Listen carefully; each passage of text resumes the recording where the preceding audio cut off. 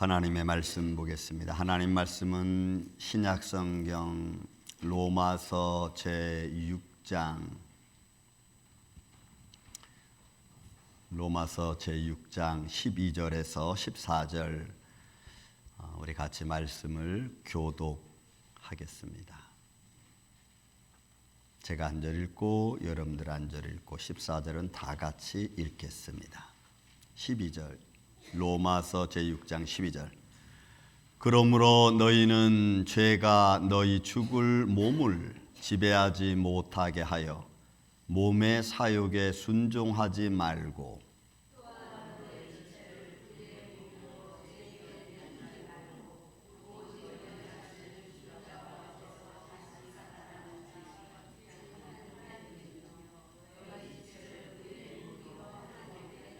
같이 합니다.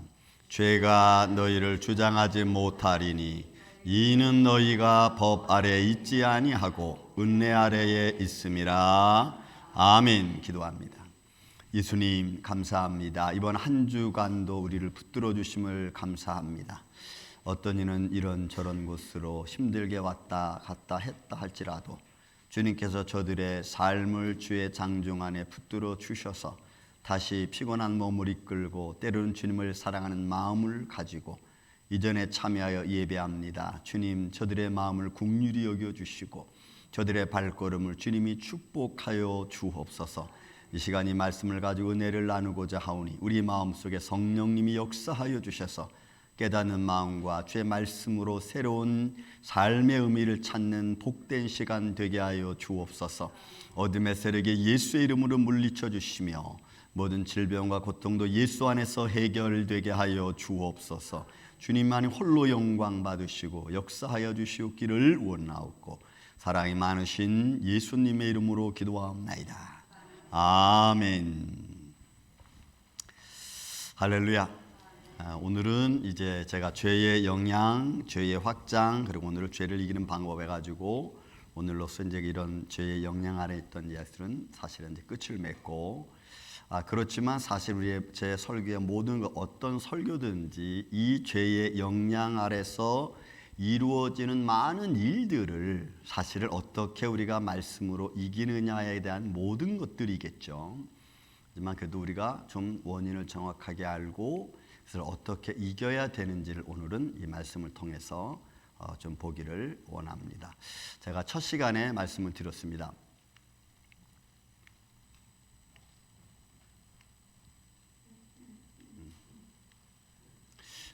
죄의 영향. 첫 번째 죄의 영향 시간을 제가 말씀드렸듯이 여러분 아담과 이브가 하나님과의 행위 언약을 맺었죠. 마음은 순결하고 의로웠습니다. 그러나 그 행위는 아담과 하와가 아담 선악과를 따먹으로 말미암아 행위로 하나님과의 언약을 파괴시켰습니다. 그래서 행위로 지은 죄가 순결했던 아담과 이브의 마음, 의의 마음을 죄로 물들게 만들었습니다. 그죠? 그 다음에 죄로 말미암아 행동으로 말미암아 죄로 물든 마음이 후에는 반대로 죄로 물든 마음이 내 인생의 모든 삶의 과정을 다 죄악되게 만들어가 버리고 말았습니다. 그러니까 내 모든 행위가 이제부터는 죄로 물든 마음이 내 삶을 좌지우지해서 다 죄악된 나쁜 행동을 하게끔 자꾸 만들어 간다는 거예요. 그것이 우리의 삶의 죄의 확장으로 표현되어지는 겁니다. 그 죄의 확장으로 표현되어지는 것들은 하나님이 모든 것을 아름답고 기쁘고 즐겁게 창조해 놓은 모든 것들을 다 바꾸었습니다. 죄가 그 모든 것을 바꾸어서 두렵게 만들고 또 순간적이고 육체적인 쾌락으로 다 바꿔놓고 말았어요. 그래서 하나님이 주신 즐겁고 아름다움이 인간의 욕망과 소유욕과 그리고 가지고 싶어하는 마음으로 탐심으로 다 바꾸어 놓고 말았어요. 이게 여러분 우리 삶 속에 죄로다가 확장돼서 나타나는 삶의 결과들의 모습이고 지금 이 세상의 모습이기도 합니다. 자, 그렇다면 이제 마지막 시간으로 그러면 우리는 어떻게 이런 죄의 확장을 우리의 삶을 다 점철시켜 놨는데 이걸 이길 거냐, 어떻게 이길 수 있느냐라고 하는 것을 이 시간 말씀을 통해서 좀 은혜를 나누기를 원합니다. 오늘은 첫 번째 하나만 딱 보겠습니다. 본문에 있는 말씀 속에서 죄가 너희 죽을 몸을 지배하지 못하게 하라는 것이 오늘 전체적인 6장 12절로부터 14절의 말씀입니다. 여러분, 죄가 너희 죽을 몸, 어차피 우리 육신은 한번 왔다 가는 그런 죽음의 현장에 있지만 나를 주관하지 지배하지 못하게 하라는 거예요. 여러분, 이 지배하다는 바실리오라고 하는, 제가 여러분 이런 말씀들을 표현하는 것은 제가 여러분들로 뭐 잘나서가 아니고 말씀의 의미가 어디에 두고 하는 것인가를 저도 알고 여러분들도 아시길 원하는 마음으로 제가 이걸 쓰는 거예요. 이건 원래 통치하다, 다스리다. 근데 그 다스림이 왕의 권력, 왕의 힘과 왕의 능력 가운데서 다스려지는 것을 말해요. 그러니까 이 바실리오라고 하는 단어가 우리 안에 좋은 의미를 쓸 때는 하나님의 절대적인 은혜 가운데서 행해지는 힘인 거예요. 여러분들이 하나님의 은혜를 충만히 받고 성령의 충만을 받으면 그 삶이 하나님의 은혜 가운데 지배되어지는 삶이죠. 그런데 그게 반대로 죄가 내 삶을 지배해버리면, 이렇게 절대적인 권력 가진 죄의 절대적인 권력으로 나를 지배하고 나를 통치하면 내가 벗어날 수가 없어. 이 벗어나기가 너무너무 힘든 거예요. 그러니까 여러분, 오늘 저와 여러분이 나는 지금 보이지 않는 무엇인가에 의해서 내가 통제를 받고 있다면 그게 무엇일까? 하나님의 은혜인지 성령의 역사인지 아니면 사단의 계획인지 나를 시험하는 자의 세력인지를 빨리 우리가 파악을 해야 돼. 그래서 그 권력 안에서 우리가 나쁜 것은 죄악이라면 우리는 벗어나야죠. 못하게 해야죠. 그들이 그 영적인 세력이 나를 지배하지 못하도록 내가 커트해야 된다는 거예요. 이것이 여러분 아주 중요한 모습입니다. 이런 만약에 죄가 우리를 지배한다면 우리는 그러면 거기에 지배받으면 안 되겠죠. 그것이 우리 몸의 사욕에서 순종하지 말라는 거예요. 만약에 죄가 너희 죽을 몸을 만약에 지배하게 되면은 내 몸은, 내 지체는 죽어가는 현장 속에 있으니까 거기에 따라가려고 하겠죠. 하지만 거기에 순종하지 말라는, 이 사욕이라고 하는 단어가 너무 중요합니다. 오늘 본문에 있는 말씀, 그러므로 너희는 너희 죄가 너희 죽을 몸을 지배하지 못하도록 몸의 사욕에 순종하지 말고. 여러분, 이 사욕이라고 하는 에피투마이라, 이 단어는 여러분 갈망하다, 충동하다, 또 더 나아가서는 욕망, 이런 것을 말해. 근데 이런 것들을 성경은 뭘로 표현하고 있냐면 하나님의 뜻과 하나님의 뜻을 거스리는 것에 딱 표현할 때 요 에피투마이라는 말을 쓰는 거예요. 사욕이라는 말을 써. 그러니까 인간적 사욕과 욕심, 충동과 인간적 갈망은 하나님의 뜻과 자꾸 반대되는 쪽으로 간다는 것으로 성경은 표현하고 있어요. 예수님은 이 단어를 쓸 때 어떤 단어로, 어떤 이유로 썼냐면 너희가 하나님과 분리됨과 하나님과 나누어짐이라고 하는 관계성 속에서 사욕이라는 에피투마이라는 단어를 쓴다고. 그러니까 내가 하나님을 믿는다고 하면서 하나님 뜻과는 자꾸 반대로 가는 거죠. 율법을 안다고 하면서 자꾸 율법의 의의를 잃어버리는 거예요. 형식만 갖고 있는 걸 말해요. 교회 다닌다고 하면서 그냥 폼만 가지고 있는 걸 말해요. 그러니까 하나님과 분리된 삶, 여기 여러분 이게 사욕, 에피투마이라는 삶. 그러니까 우리의 삶을 이런 말씀에 딱 비춰보면 아, 내 삶이 지금 하나님과 자꾸 멀어지려고 하는구나. 아, 내 삶이 지금 하나님과 가까이 가고 있고, 이거 알 수 있죠. 그러니까 예수님은 이렇게 하나님과 분리된 말로 사용했고, 또 바울은 이 단어를 쓸 때 어떻게 썼냐? 갈라디아 5장 16절 말씀 보면 육체의 욕심이라는 말을 썼어요.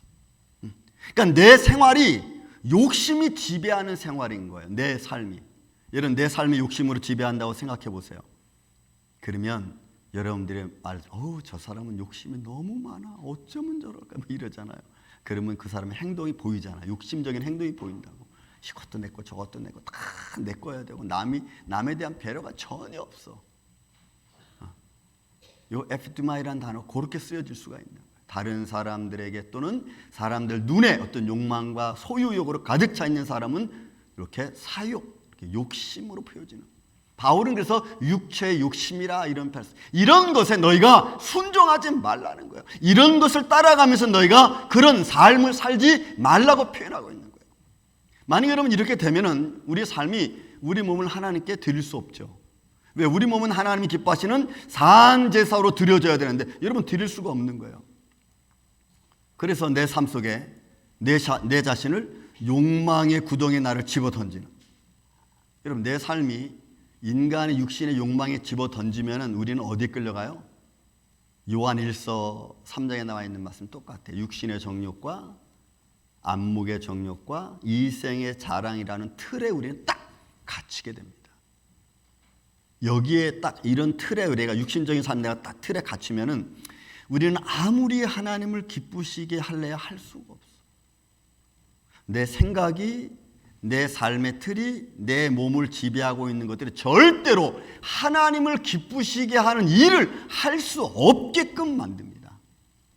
여러분 예를 들어 예수님 믿지 않는 사람들에게 우리 예배 드리러 갑시다 라고 말한다면 그들은 으이 당신 무슨 소리 하고 있는 거야? 나는 아주 그냥 몸을 떨면서 반대를 하는 것처럼, 여러분 하나님을 기쁘시게 하는 것이 예배를 통하여 드려진다는 것을 여러분 몰라.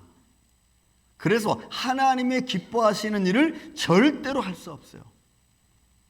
저기에 순종하면, 사육에 순종하면. 또 모든 생각을 나 위주로 생각합니다. 자기애가 충만해. 나 위주로 생각해.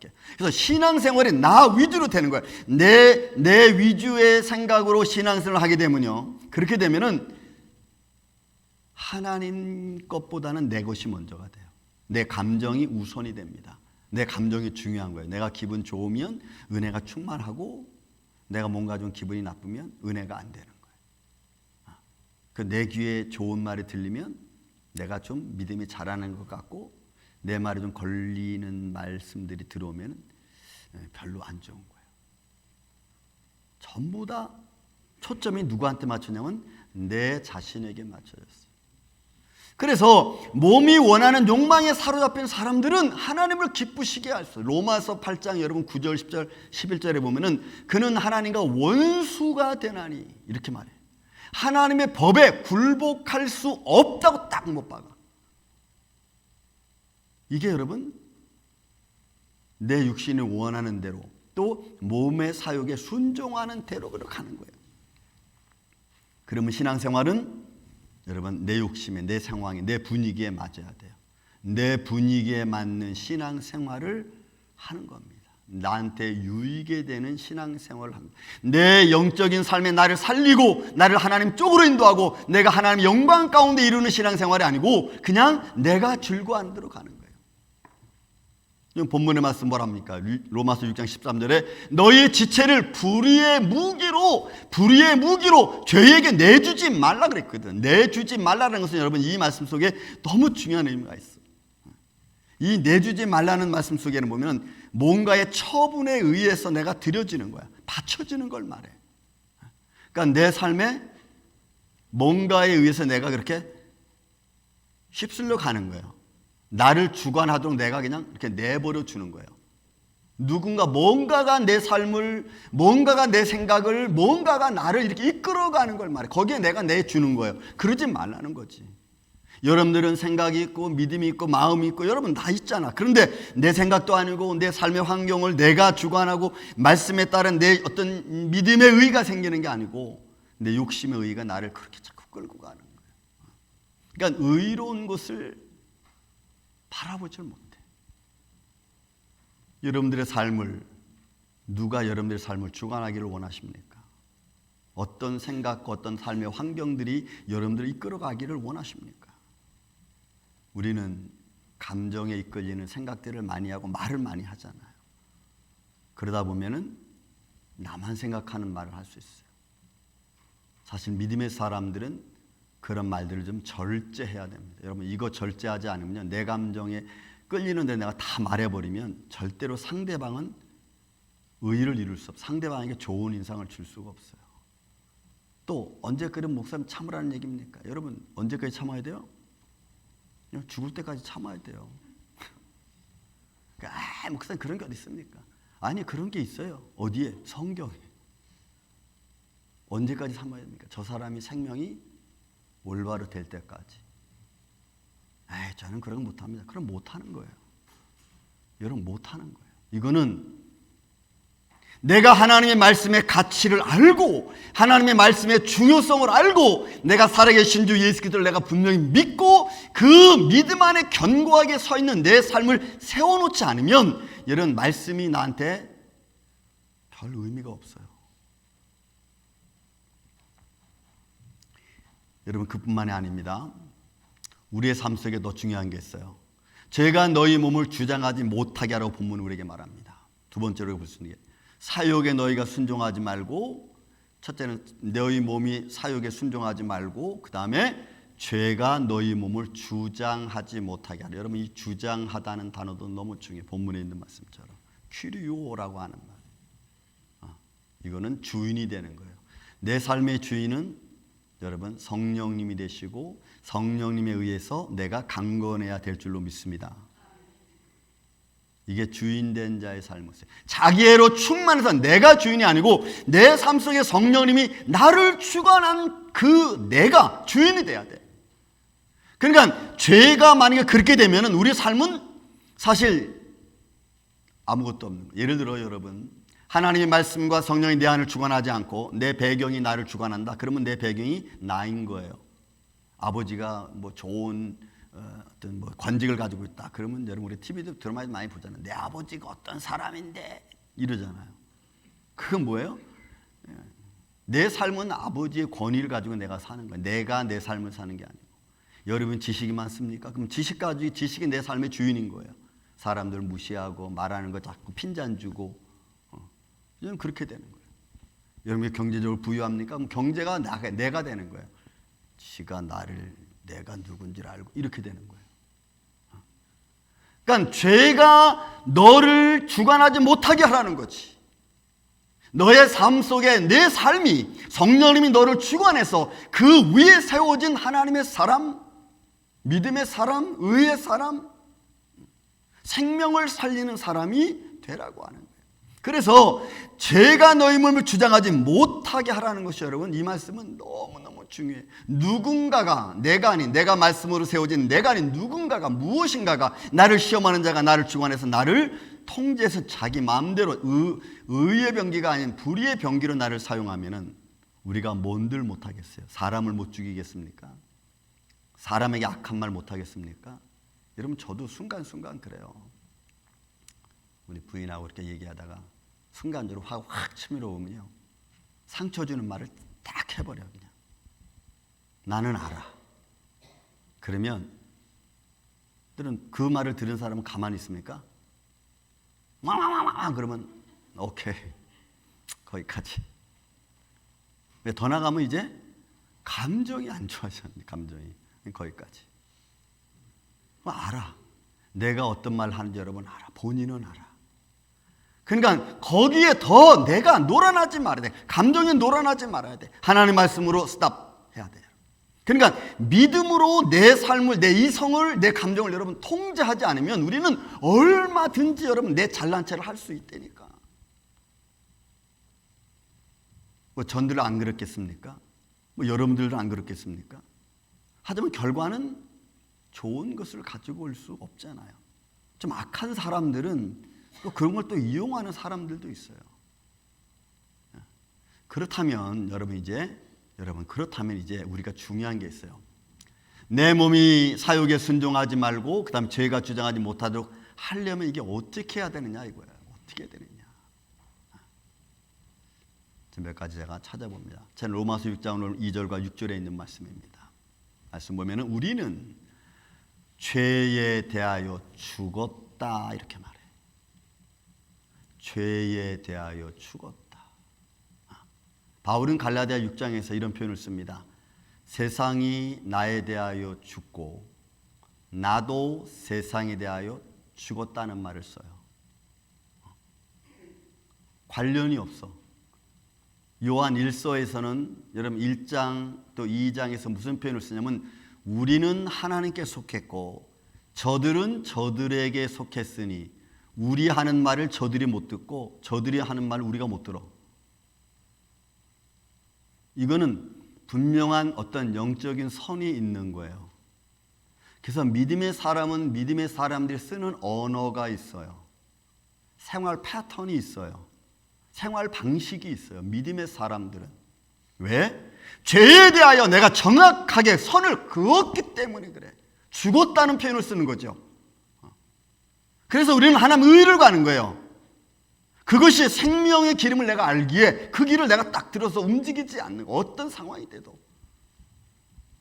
로마서 6장 6절에는 이런 표현을 쓰죠. 우리는 옛사람이 예수와 함께 십자가에 못 박았다. 예수님과 함께 여러분 죽은 거예요. 그래서 죄가 내 삶을 유혹하지 못하도록 내가 딱 하나님 말씀으로 방어선을 딱 치는 겁니다. 이게 죄를 이기는 방법이에요. 다른 방법이 있느냐? 아니, 없어요. 하나님의 말씀의 가치를 내가 알고 그 말씀의 존엄성을 내가 마음으로 딱 인식하고 깨달아지면 그 말씀에 서서 내가 움직이지 않는 거예요. 그 어떤 상황에서도.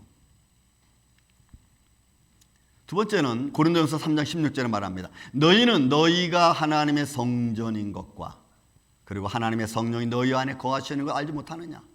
두 번째 말씀이 뭐냐면 내 마음이 하나님의 성전이고 그 안에 성령님이 거한다는 겁니다. 여러분, 우리 안에 로마서 7장에 보면 바울이 이런 표현을 써요.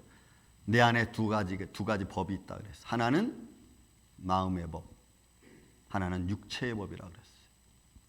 근데 육체의 법이 마음의 법을 이겨서 나를 자꾸 죄악 가운데로 끌어들인다고 했습니다. 이게 여러분 우리의 삶의 현실이에요. 슬픔이 나를 자꾸 끌어들여서 마음의 평강을 잃어버리게 만들고 주위 환경에서 들려오는 것들이 내 눈에 보여지고 깨닫게 해서 그것들 때문에 근심하게 만들고, 그러니까 육체의 법이 나를 계속 끌어내려서 마음의 법, 하나님의 법을 따라갈 수 없도록 만드는 거지. 그러면 우리가 그걸 어떻게 이길 수 있겠어요? 방법 없어요. 내 안에 있는 육체의 법을 이길 수 있는 유일한 방법은 하나님의 법을 따라가는 것밖에 없어. 그러려면 우리 안에 하나님 말씀이 여러분 거해야 돼요. 성령님이 우리 안에 있어야 될 줄로 믿습니다. 아니, 계시는 줄로 믿습니다. 그래서 그걸 통제시키는 거죠. 하나님의 말씀이 어느 순간 성령님이 아니다, 정연아 거기서 스탑. 그래서 여러분 막 우리가 안목에 정욕에 막 시달리다가도 갑자기 아니지, 이렇게 돌아서야 돼. 이렇게. 그러면 여러분 간방 여기 보고 있다가 이쪽 본다고 해서 금방 우리 눈에 다른 게 보입니까? 우리 마음에는 또 잔상이 남아서 복잡하게 하죠. 그래도 여러분 딱 돌아서야 돼. 그러면 그거는 삶이잖아요. 삶. 내가 머리를 돌이키는 삶이라고. 그런 삶의 모습이 우리 안에 있어야 되는 거예요. 그러니까 자기 노력이 있어야 된다는 거지. 하나님이 역사해주고 하나님이 감동해 주시면 그 감동하심을 내가 믿고 딱 돌아서는 발걸음이 있어야 되는 거예요. 그렇지 않으면 바뀌질 않아. 내 안에서 말씀의 깨달음을 줍니다. 그럼 그 말씀의 깨달음을 갖고 내가 이러면 안 되지 하고 말씀으로 딱 서야 되는 거예요. 그게 여러분 생활 방식이 그렇게 돼야 되는 거예요. 여러분 사도행전 9장에 보면은 사울이 다메섹으로 가서 그 도를 따르는 자들을 다 잡아오려고 그랬습니다. 근데 호도스라는 그 단어, 그 도를 따르는 자는 호도스라는 그 단어는 뭘 말하냐면 생활 방식이에요. 생활 방식. 그러니까 예수 그리스도를 믿는 생활 방식을 따라가는 사람을 잡아오라 그러는 거예요. 그러니까 여러분들의 생활 방식은 무엇인가 이렇게 세상과 좀 다른 생활 방식이 돼야 되는 거예요. 똑같은 생활 방식을 가지고는 여러분 아무것도 변화되지 않아. 여러분 생활 방식을 위해서 바꾸는 거예요.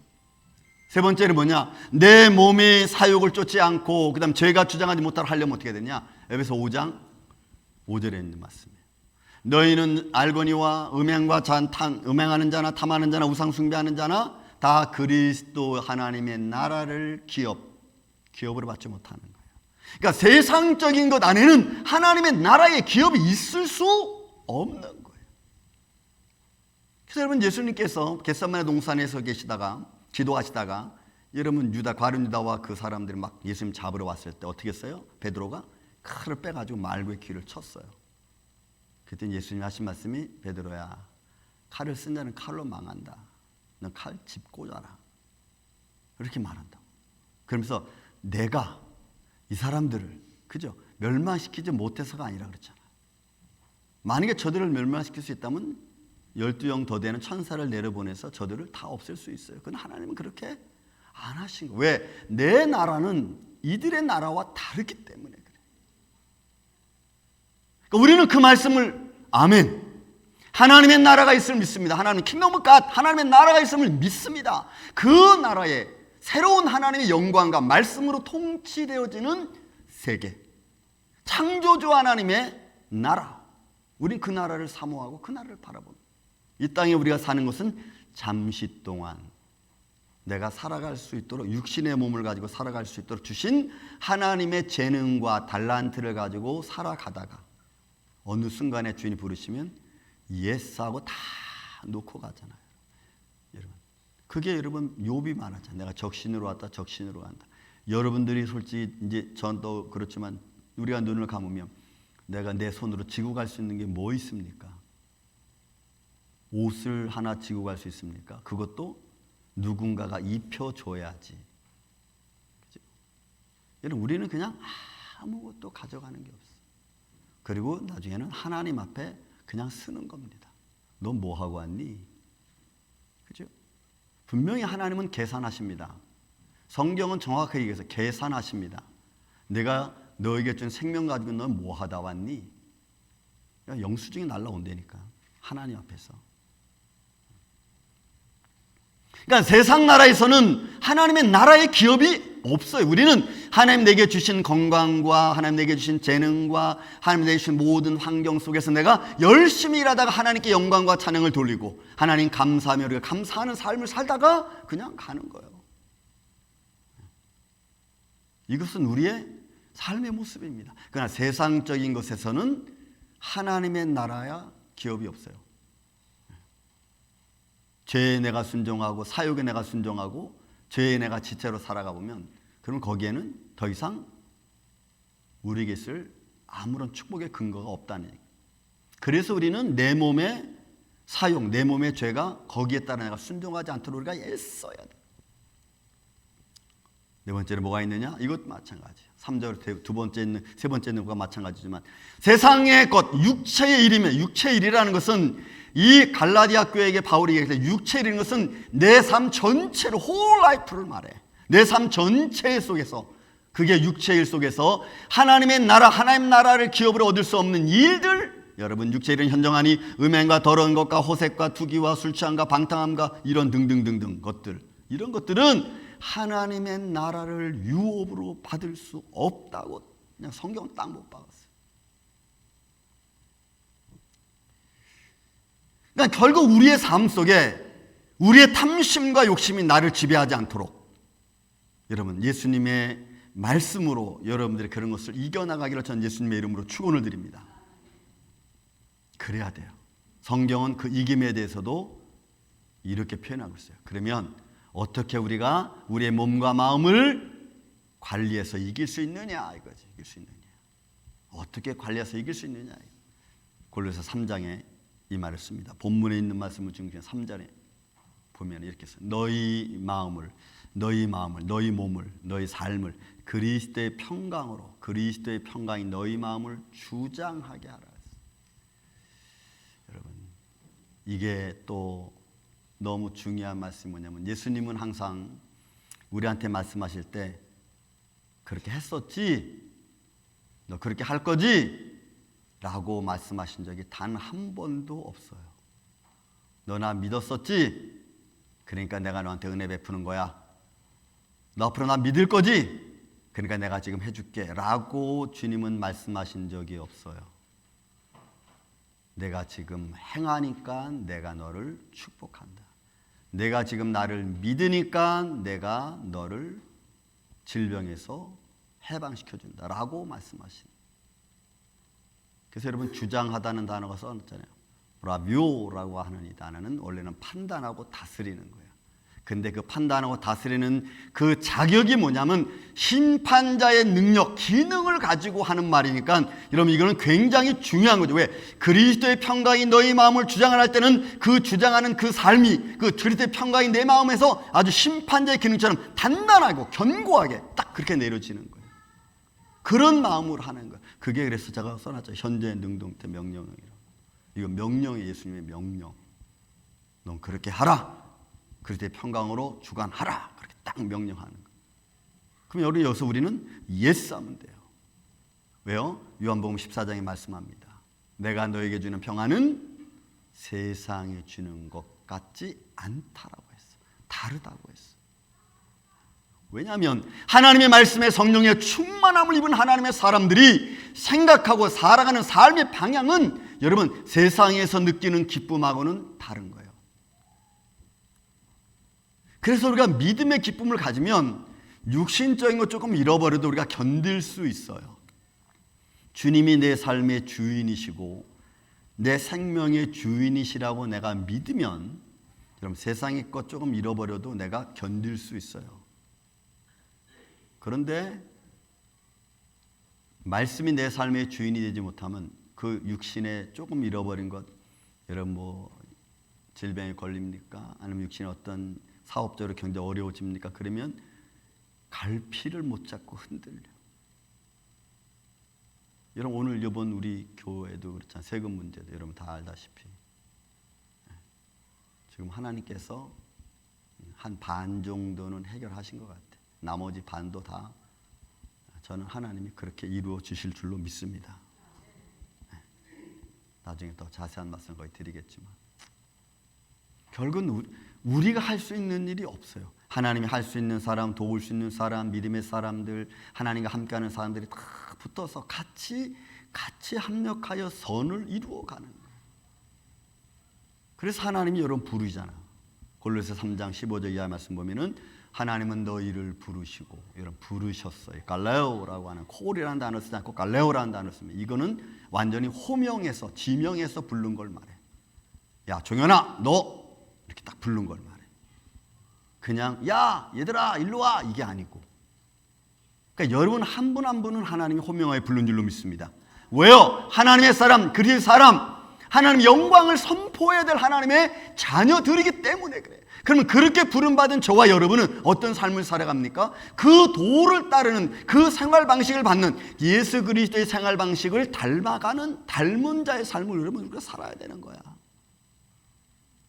그게 우리들의 삶의 모습이에요. 그런데 그런 줄 모르고 아직도 내가 세상 모습 그대로 내 욕심으로 내 감정으로 야 이놈아 죽일 놈아 살릴 놈아 막 이렇게 하면은 이런 아무것도 변화는 되지 않아. 왜요? 상대방은 나를 그렇게 하기를 원하거든. 죄는 나를 시험하는 자는 내가 그렇게 하기를 원해요. 내가 내 입에서 좋은 말 나오기를 그들은 원하지 않아요. 그런데 거기에 내가 그런 시험과 유혹과 환경에 내가 놀아날 이유가 없잖아요. 그러니까 우리는 그런 것을 지혜롭게 믿음으로 딱 판단하고 나를 부르신 하나님 앞에, 나를 호명하여 부르신 하나님 앞에 하나님을 살아계신 주님을 증거할 수 있는 생활 방식을 가지고 대응해야 될 줄로 믿습니다. 여러분 이게 믿음의 길이에요. 죄를 이기는 방법 중에 하나예요. 또 뭐 있습니까? 16절에 보면은 그리스도의 말씀이 너희 속에 풍성히 거하여. 이런 여기도 거하다라는 것도 똑같아. 너희 태워라고 하는 단어 똑같아요. 이것도 현재 능동태 명령형으로 되어 있어요.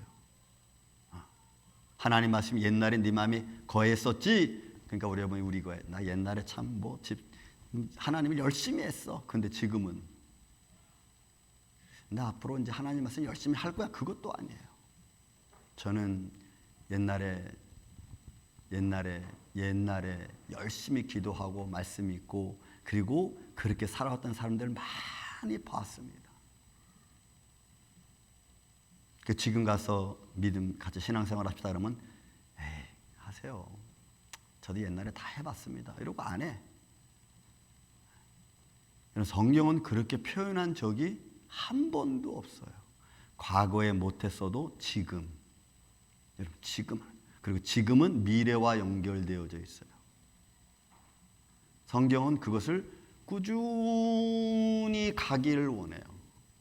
이걸 한국말로 표현하면 성실이라는 말입니다. 성실. 믿음의 길이 꾸준히 꾹 가는 거예요. 누가 뭐라 그래도 살아계신 하나님을 내가 믿고 말씀의 가치를 내가 딱 마음에 두고 내가 살아가는 거예요. 하나님 말씀이 내 안에 풍성히 거예요.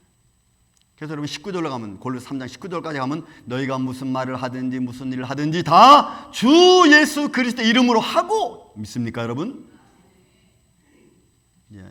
죽일 놈 살릴 놈 이렇게 막 하지 말고 그냥 그리스도 이름을 하는. 여러분 이게 다른 것 없어요. 여러분 죄를 이기는 방법은 뭘로 이기겠어요? 여러분들 힘으로 이기겠어요? 죄가 보이면 내가 어떤 육박전을 해보겠어요. 야 너 일로 와봐. 죄 너 일로 와봐. 어떻게 해보겠어? 이건 보이질 않아.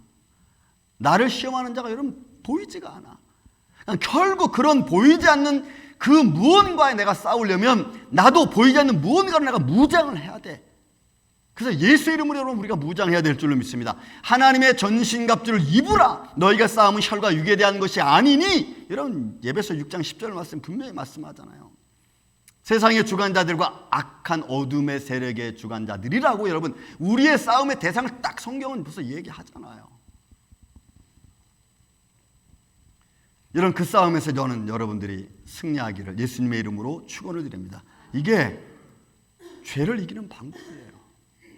하나님이 우리를 부르신 이유, 하나님이 부름받은 저와 여러분이 죄의 병기가 아닌, 오늘 본문에 있는 말씀, 너희 지체를 불의의 병기로 죄에게 드리지 말라. 죄가 너희를 주장하지 못하게 하라. 왜? 너희는 하나님의 부름받은 하나님의 자녀들이기 때문에 그래. 두 가지만 더 예화를 들어 마치겠습니다. 여러분도 이 뒤에 보면은 치면을 이렇게 나와요. 30년 만에 두 친구가 만났습니다. 플로리다 순회 법정에 나온 이야기입니다. 민디 글레이더라고 하는 판사와 부스라고 하는 여자와 남자. 그게 이 마이애미에 있는 그 노티러스라고 하는 미들스쿨에 같이 학생이었습니다. 30년이 후에 두 사람이 어디서 만났냐면 법정에서 만났어. 한 사람은 판사가 되어 있고 한 사람은 강도짓을 해서 잡혀온 죄수로 만났어. 이 판사인 민디라고 하는 이 여판사가 가만히 보니까 자기 친구예요. 그래서 법정에서 던지는 질문 외에 다른 질문을 던졌습니다. 너 혹시 어디 학교 나왔지? 그랬더니 얘가 깜짝 놀란 거예요. 그래서 얼굴을 딱 보니까 친구인 거예요. 그러니까 이 부스라는 남자친구가 이 흑인인데 막 울어. 너무 창피하고 너무 부끄럽고 막 울어요. 그러니까 이 여판사가 일단은 법정인 보니까 법정적인 판결을 내리면서 하는 말이 있어. 너는 그때 참 좋은 친구였다. 참 좋은 아이였다. 축구도 잘하고 많은 친구들에게 인기도 받고 그리고 많은 친구들이 너를 좋아했다. 근데 무슨 일로 너희가 지금 이렇게 됐냐 하고는 너는 그렇게 하지 않아도 지금 더 앞으로 좋게 살 수 있는 기회가 많이 있다. 그렇게 살았으면 좋겠다. 판결을 내립니다. 그리고 판결을 내리고 감옥에서 그가 지나면서 이 친구가 부스란 친구가 그 친구의 감명을 받고 말을 듣고 마음에 새겼어요.